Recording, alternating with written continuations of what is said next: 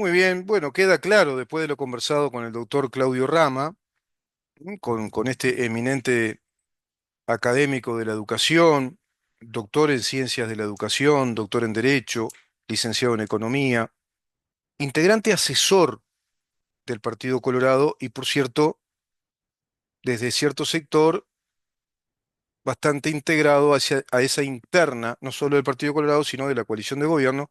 Creo que quedó claro, según sus expresiones y su incipiente análisis, porque vamos a seguir analizando con él esto, estamos en ese panorama respecto a un contexto de una especie de nuevos conceptos culturales, democráticos, de una sociedad diversa que plantea la necesidad de ir a una centroizquierda, desde dos coaliciones que ya están configuradas, conformadas.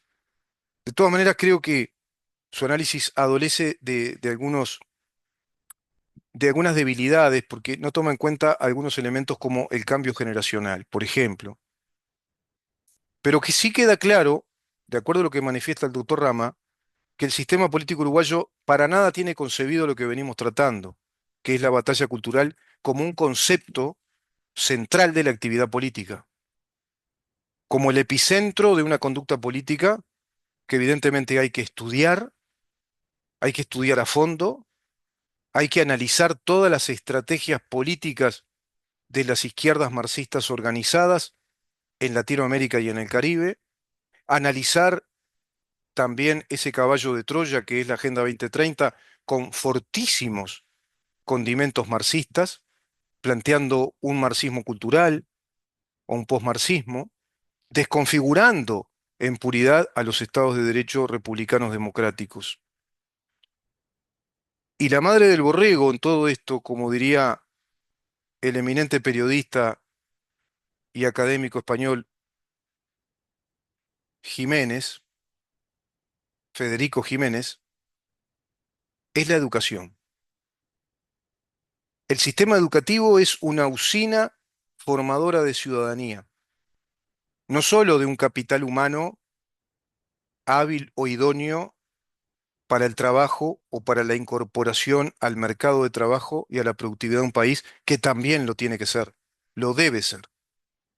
Formar en conocimientos, formar en destrezas, formar en distintas competencias para tener una sociedad, un capital humano, un capital social importante, relevante, que viabilice el crecimiento de un país.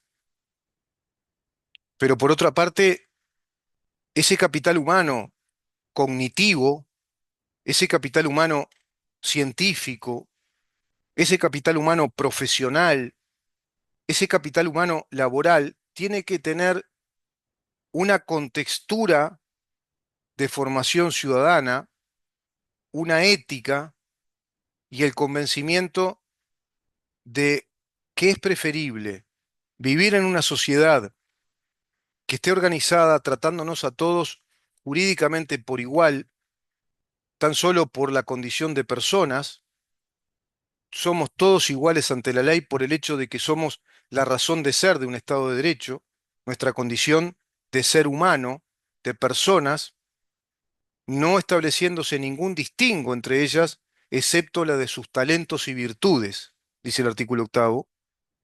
Todo ello, además, por supuesto que necesariamente complementado con la seguridad jurídica, es decir, con la estabilidad a través del tiempo, que permita proyectividad y sustentabilidad en nuestras vidas, que permita y nos dé previsibilidad en nuestras acciones civiles, maritales, comerciales, empresariales, profesionales, que es precisamente la seguridad jurídica de nuestros derechos, del derecho de propiedad, del derecho al emprendimiento, de los derechos adquiridos, los que vamos generando, que una vez que los generamos, se incorporan a la esfera de nosotros como un sujeto de derecho y permanecen para siempre, valga la redundancia, y permanecen.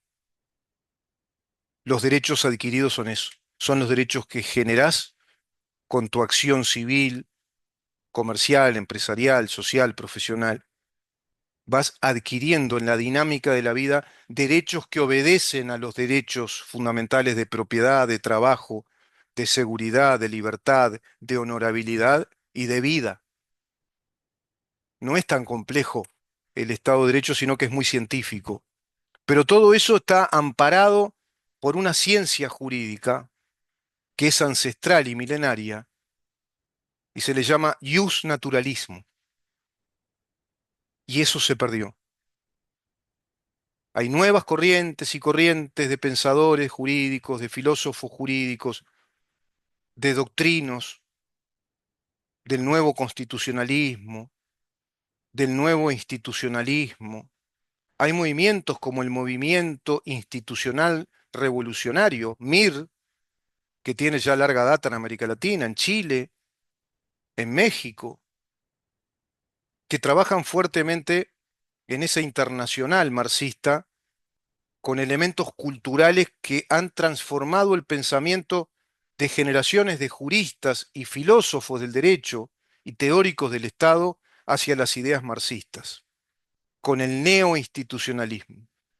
El derecho debe adaptarse a las costumbres, a los reclamos sociales, a las modificaciones que la sociedad opera, a las transformaciones sociales que se van dando, sin decirnos que muchas de esas transformaciones en verdad no son espontáneas, no son transformaciones que obedezcan a la natural necesidad de las personas, sino que son inducidas por un discurso o una retórica política desde el poder que se va instalando en el poder académico universitario, con su legitimidad o legitimación filosófica, en el poder social con las organizaciones sociales, las ONGs, asociaciones civiles, sindicatos, sindicalismo, legitimación social, para arribar al tercer círculo, que es la legitimación jurídica, punto sin retorno, que es cuando el Estado, con su clase política, asume que es necesario legislar al Estado de esa manera que la sociedad impone, pero inducida por un ejército de militantes ideológicos que arrancan en ese primer círculo, que es el círculo intelectual filosófico de las universidades, de las casas universitarias, que van, por supuesto, a atravesar todo ese nuevo campo ideológico, cultural, de concepción del Estado hacia la enseñanza secundaria y primaria. Eso es lo que está pasando en el continente. Es enorme la batalla cultural. Y como diría un amigo mío, en un perfecto español de Navarra, el español del Vos, el español que instaló en las Cortes de Navarra el rey Carlos III, ornitólogo, experto en aves y en grandes festines también, pero un rey inteligente, que planteó ese español del Renacimiento del vos decís y no del tú dices, del decime vos y no del dime tú, se plantea en este amigo, en ese castellano de Navarra, ¿y habrá uña para guitarrero? ¿Tendremos? ¿Tendremos posibilidades con este sistema político así como está? Más allá de el contexto de la región y el mensaje que dé hacia la interna el gobierno de Milei y que dé Argentina ese mensaje hacia el exterior de acuerdo a los resultados que aún en muchos campos son aleatorios en Argentina. No estamos tan seguros si tendrá éxito el emprendimiento patriótico, técnico, profesional, de arreglar la casa, de arreglarla de verdad, de darle la posibilidad a Argentina de ser efectivamente un país de desarrollo, pero que le va a llevar 12, 15, 25, 30 años, como el propio Milei dice, atravesando distintas etapas donde ya irá mejorando muchísimo la calidad de vida y la calidad social de ese ecosistema social que se vaya descontaminando de toda esta toxicidad ideológica que nos plantea el neomarxismo o el posmarxismo, prácticamente hegemónico en cuanto a que ha asumido legitimidad social en las grandes masas y está naturalizada la doctrina marxista, despojándonos del verdadero Estado republicano y democrático, que nos ampara en todos nuestros derechos y nos da estabilidad de derechos y previsibilidad, inclusive a la vida económica, intelectual, cultural, científica de nuestros países. Te voy a mostrar este video en el que precisamente el gran investigador argentino, abogado, periodista, historiador, egresado también del MIT, con varios libros, publicó el libro Negro de la Nueva Izquierda, a ver si encuentro por acá el libro negro, perdón, el libro negro de la Nueva Izquierda con Agustín Laje, a ver si encuentro a Nicolás Márquez, donde precisamente él nos plantea que el centro es algo muy difuso, hablar de políticas de centro. Pero antes te voy a mostrar esto de Cayetana de Toledo, porque seguirá la educación planteando el modelo woke, seguirá la educación en Uruguay, y sí, seguramente que sí, y volverá el poder vinculante de los sindicatos, volverá ese poder vinculante. Mirá lo que dice Cayetana. Menos exámenes, más fáciles y asignaturas, digamos, blanditas, soft, light, woke. Por ejemplo, matemáticas socioemocionales con perspectiva de género. Sí, se ríen, pero luego hay que estudiar esto, ¿no? 2 más 2 son 4.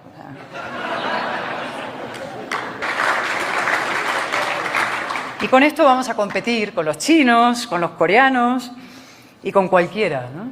Flotamos en la era de la mediocridad. No es que el mérito se desprecie, es que se combate con la hazaña del cruzado. Y eso es nuevo. Nunca se había politizado la ignorancia como ahora. Nunca se había hecho de la mediocridad y hasta del muera la inteligencia una consigna moral. Esto no es tanto una guerra cultural como una guerra contra la cultura. Lo que algunos están promoviendo es un auténtico apocalipsis cognitivo. Creen que cuanto más ignorante sea la gente, más les va a votar a ellos. Y probablemente tengan razón, claro, pero ¿a qué precio? La ignorancia es el combustible del populismo y el populismo es incompatible con el progreso. Nada sirve más a un joven que el estudio, el esfuerzo, el conocimiento y los libros. Y nada paraliza más que el victimismo y la ficción de los derechos infinitos. El populismo es pan para hoy y hambre para mañana. A los jóvenes hay que dirigirse como adultos, es decir, respetando su inteligencia, diciéndoles la verdad. Y la primera verdad, la más difícil pero conmovedora de las verdades, es que su destino está en sus manos.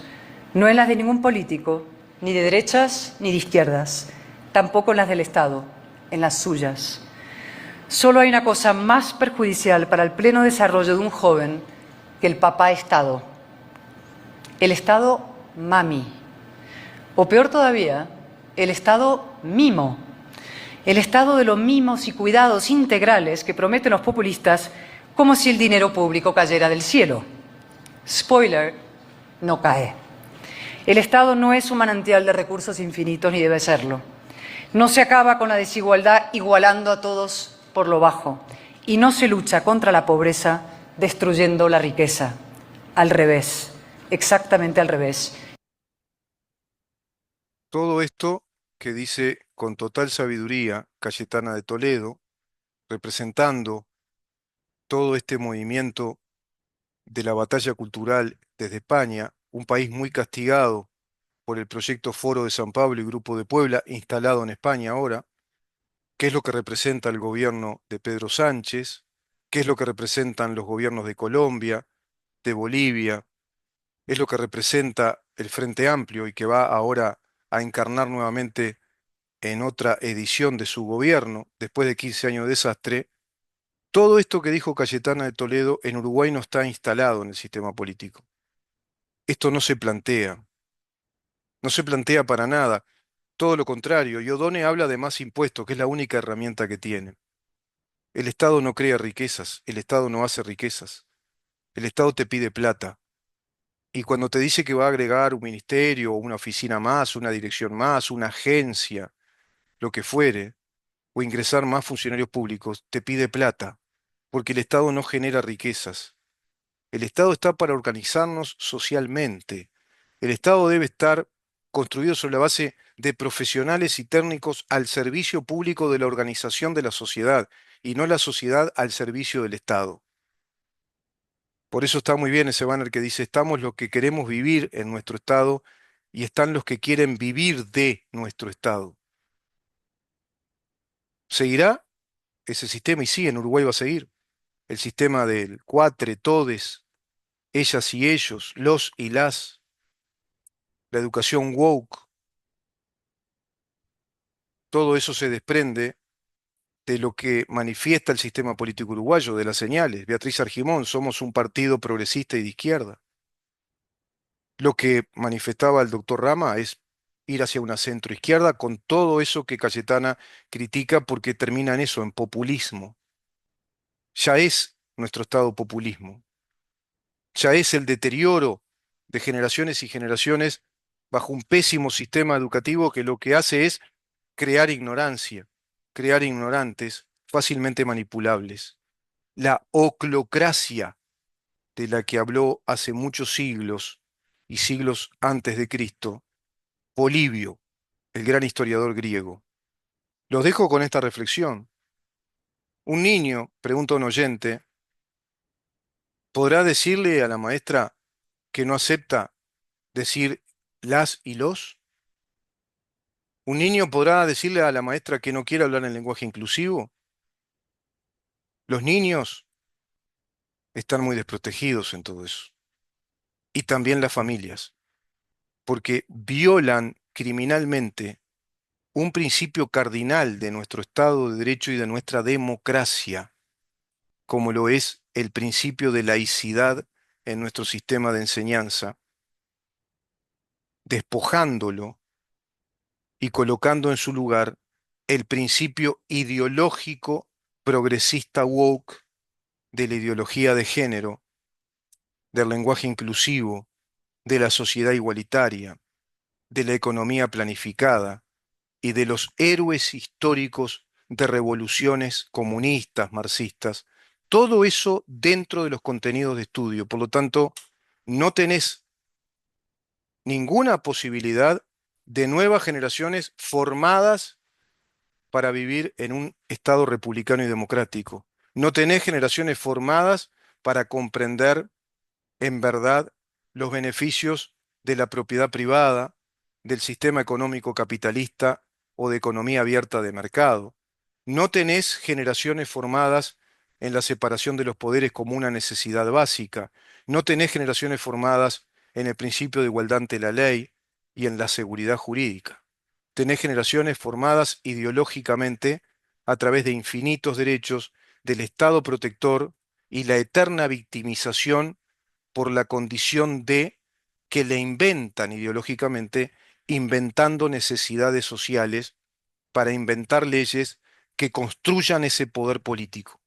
A eso le llaman una infinidad de teóricos aventajados en todo esto, la guerra civil legal o la guerra institucional, que es un enorme campo de batalla, un enorme contexto de esta batalla cultural que en Uruguay, hoy por hoy, es un tema a nivel institucional, a nivel político, a nivel educativo y a nivel de la gran prensa mediática, absolutamente ausente.